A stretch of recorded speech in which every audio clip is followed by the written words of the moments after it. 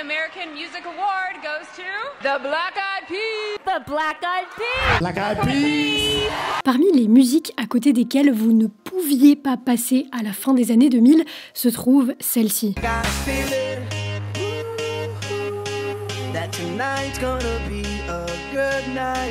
I Got a Feeling des Black Eyed Peas. Cette musique explose tout à sa sortie. Elle reste 14 semaines numéro 1 dans le Billboard. Elle intègre les classements de 24 pays différents, allant de la France au Japon en passant par l'Australie. La chanson est récompensée d'un Grammy Awards et à l'époque, elle est téléchargée plus de 6 millions de fois sur iTunes, rien qu'aux États-Unis, ce qui en fait la chanson la plus téléchargée de tous les temps du pays. Mais ce n'est pas juste le single qui marche si bien. L'album qui contient I Got a Feeling, The End, débute à la première place lui aussi, avec 304 000 exemplaires vendus en première semaine.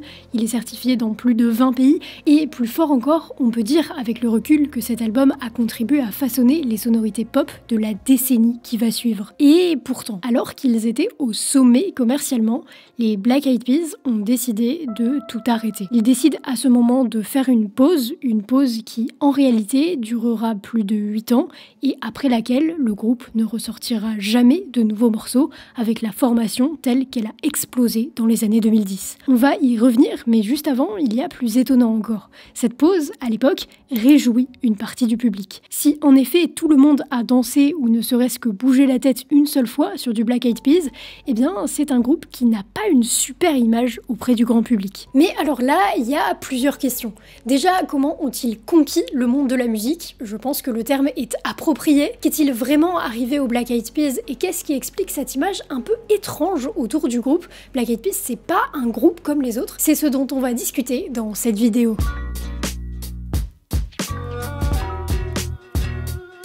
Au départ, rien, mais vraiment rien ne prédestine Black Eyed Peas à changer la musique pop, puisqu'ils ne font pas de musique pop. Eux, ils font du rap. On est au début des années 90 et 5 amis forment un groupe de rap, Atban Clan, dans lequel ils font à la fois du hip-hop et de la danse. Ces 5 amis, ce sont William James Adams Jr., dit Will 1X, Pineda Lindo, dit Apple Diap, Dante Santiago, Mookie Monk et DJ Motivate. Et ils ont un peu de chance, puisque très vite, ils obtiennent un contrat d'enregistrement avec un gros label hip-hop, Ruthless Records, grâce au directeur de Ruthless en personne, Eazy. Au départ, ils font ça.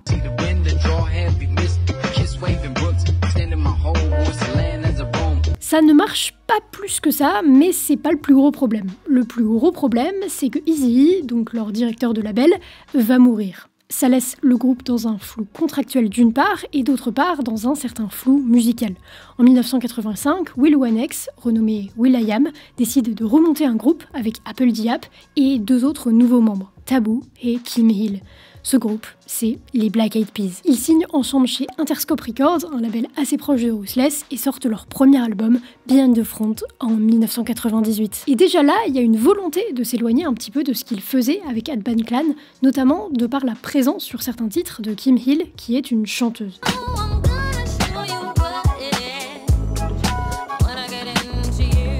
Sa présence va donner une autre tournure musicale au groupe. Globalement, au-delà de la présence d'une voix féminine sur l'album, puisqu'il n'était pas novateur au passage, l'album est plutôt bien produit, avec notamment la présence sur certains morceaux de vrais enregistrements d'instruments plutôt que de samples, et c'est un album qui reçoit de bonnes critiques. Il n'est pas hyper connu, il est très loin de percer, mais il reçoit des bonnes critiques. Là, on est quand même très loin de ce que va être le son des Black Eyed Peas à la fin des années 2000. Et pourtant, le premier jalon, à savoir la présence d'une chanteuse au sein du groupe, est posée. Parce que ce qui va vraiment changer la destinée du groupe, c'est l'arrivée d'une chanteuse à temps plein. Madame Stacey Ferguson, plus connue sous le nom de Fergie.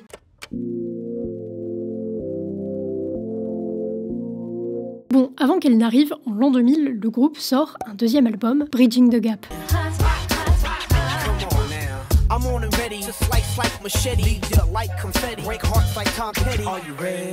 Et si vous avez aimé ces 2 premiers albums, sachez que le 3e n'aura rien à voir. Il y a 2 événements importants. Après Bridging the Gap, pendant la composition du 3e projet, le groupe accueille en son sein Fergie, qui devient membre à part entière du groupe. Pendant ce temps, il y a un gros événement international qui marque l'histoire, ce sont les attentats du 11 septembre 2001.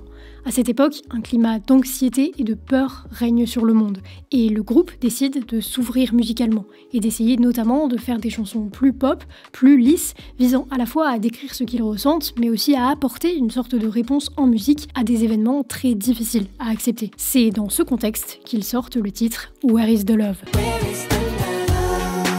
Ce morceau va exploser, tout comme l'album qui suit. Ce troisième projet se nomme Elefunk et c'est un album musicalement indéfinissable en termes de style. Il y a quand même un feat avec Papa Roach dessus, on le rappelle.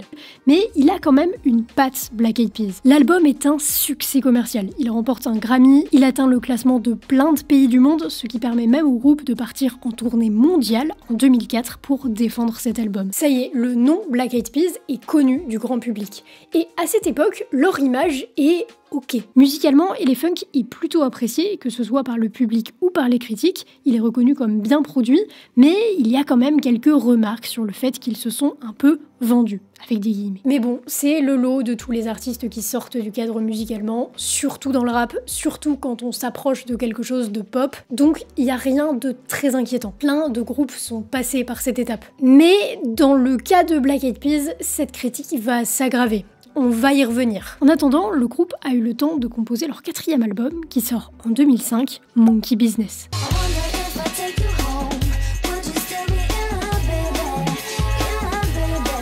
C'est un album important parce qu'il a pour objectif de consolider la présence de Black Eyed Peas sur la scène mondiale et ça va se passer comme prévu sur ce coup. Musicalement, c'est un album principalement pop et hip-hop et qui dans tout ça, comme le précédent, incorpore plein d'autres styles musicaux. L'album se vend encore mieux que le précédent, il débute à la 2e place du Billboard 200, à l'inverse de Elefunk qui n'a atteint que la 14e place. Il est triple platine aux US et il atteint la 1re place dans de nombreux pays, dont la France. Mais malgré ces chiffres incroyables, l'album reçoit des critiques un peu plus mitigées que le précédent. Et l'image de Black Eyed Peas commence à se dégrader un petit peu. D'une part, musicalement, le groupe continue d'essuyer les accusations de s'être vendu. Mais surtout, depuis leur explosion, ils s'affilient avec des marques et réalisent des publicités, par exemple pour Apple. Et ça renforce le côté pas authentique du groupe, ce qui va les suivre tout le reste de leur carrière, y compris après leur apogée. Et justement, leur apogée, elle approche. Car si leurs 2 précédents albums les ont déjà établis comme des stars de la pop internationalement reconnues, ils vont aller encore plus loin, avec un album, The Energy Never Dies.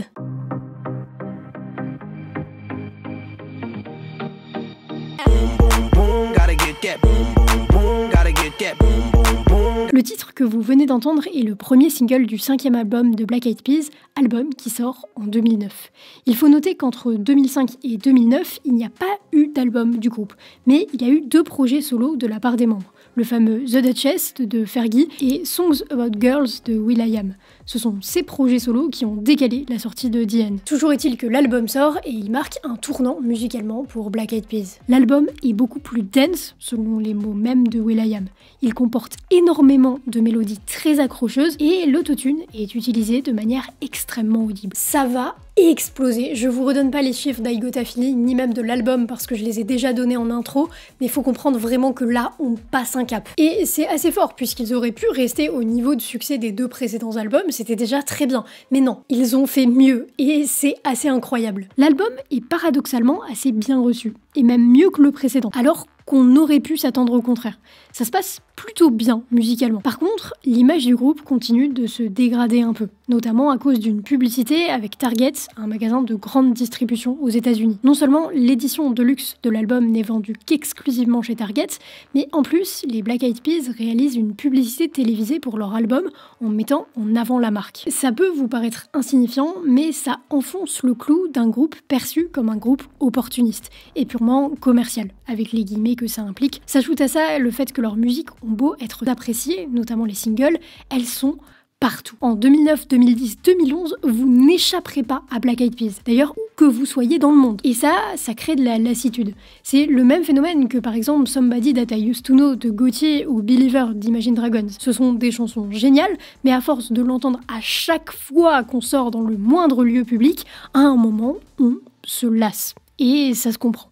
Mais en soi, tout comme Imagine Dragon, ça n'allait pas vraiment freiner leur carrière sur le long terme. La suite, elle est d'ailleurs plutôt positive. En 2010, ils font un concert pour le coup d'envoi de la Coupe du Monde de football en Afrique du Sud et sortent également un 6e album. Si celui-ci est moins performant commercialement et plus critiqué musicalement, il s'en détache quand même quelques singles. Et puis, en 2011, ils jouent à la mi-temps du Super Bowl, consécration ultime pour n'importe quel artiste. Les Black Eyed Peas sont sur le toit du monde et ils vont tout arrêter.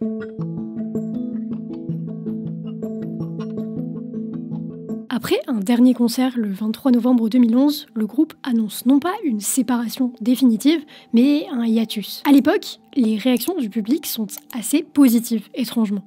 Les gens en ont un peu marre d'eux et sont contents qu'ils s'en aillent. Et je pense que c'était en effet pas une mauvaise chose. Au-delà des raisons factuelles invoquées par le groupe, s'occuper de leur vie perso et avoir des projets solos, ça n'engage que moi, mais je pense que c'était le bon timing pour se retirer de la scène au moins un temps. C'est toujours une situation délicate quand tu arrives à ce stade parce que tu as plus de chances de lasser les gens, comme c'était déjà le cas à l'époque, que de sortir quelque chose de pertinent, que ce soit musicalement et ou commercialement. Ainsi, chaque membre du groupe va prendre des chemins différents dans les années à venir. Indéniablement, celui qui aura commercialement la carrière solo la plus réussie, c'est will.i.am. Musicalement, c'était le pilier des Black Eyed Peas. Il s'est occupé de toute la production du groupe et c'est lui, en grande partie, qui a façonné le son qui a fait les Black Eyed Peas.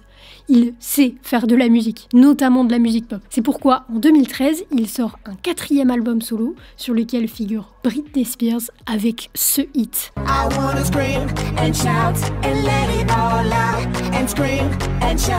Et autant vous dire que ce n'est que le début pour lui, puisqu'il va avoir l'occasion de travailler avec plein d'artistes, Rihanna, Lady Gaga, Kanye West, Justin Timberlake.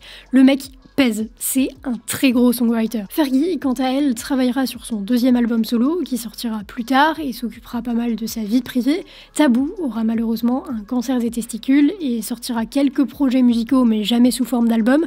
Et Apple Diab fera pas mal d'humanitaire et assez peu de musique. Mais ce n'est pas la fin des Black Eyed Peas. En 2015, soit 4 ans après leur séparation, ou environ un siècle en termes d'industrie musicale, le groupe revient avec 2 titres, dont un sera utilisé pour une publicité pour la NBA.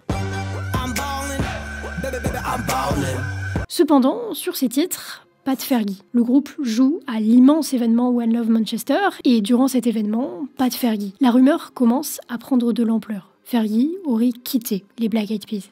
Et cette rumeur se révélera vraie. Même si will.i.am le niera au départ, Fergie ne fera plus jamais d'apparition avec les Black Eyed Peas. Même s'ils assument publiquement de ne pas être en froid, Fergie ne fait officiellement plus partie du groupe.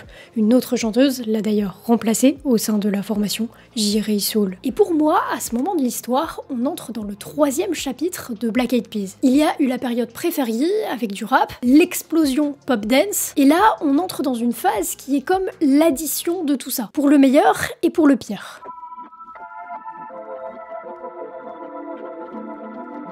En 2018, soit 8 ans après la sortie de leur dernier album, The Beginning, le groupe revient avec l'album Master of the Sun Volume 1 et c'est un retour aux sources, puisque c'est un album, tout ce qu'il y a de plus rap.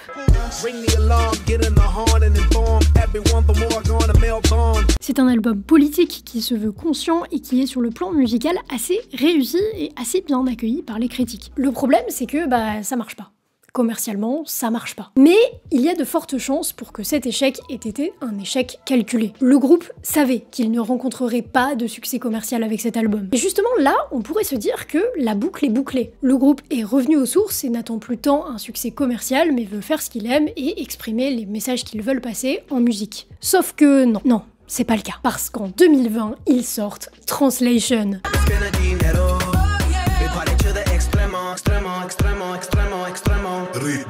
Translation, c'est un album qui reprend tous les codes de ce qui marche à ce moment-là, c'est-à-dire de la pop latino.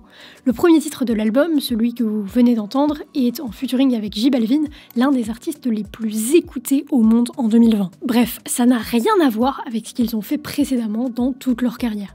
C'est un succès commercial, mais pas autant que ce qu'on aurait pu penser, puisque l'album ne sera que 52e au maximum dans le Billboard 200. Par contre, les chiffres en streaming sont impressionnant. Le morceau avec J Balvin notamment a dépassé le milliard de streams. Et ils ne vont pas s'arrêter là, puisque 2 ans plus tard, ils sortent Elevation, qui reprend une recette un peu similaire à Translation, avec notamment un featuring avec Daddy Yankee et un featuring avec David Guetta et Shakira.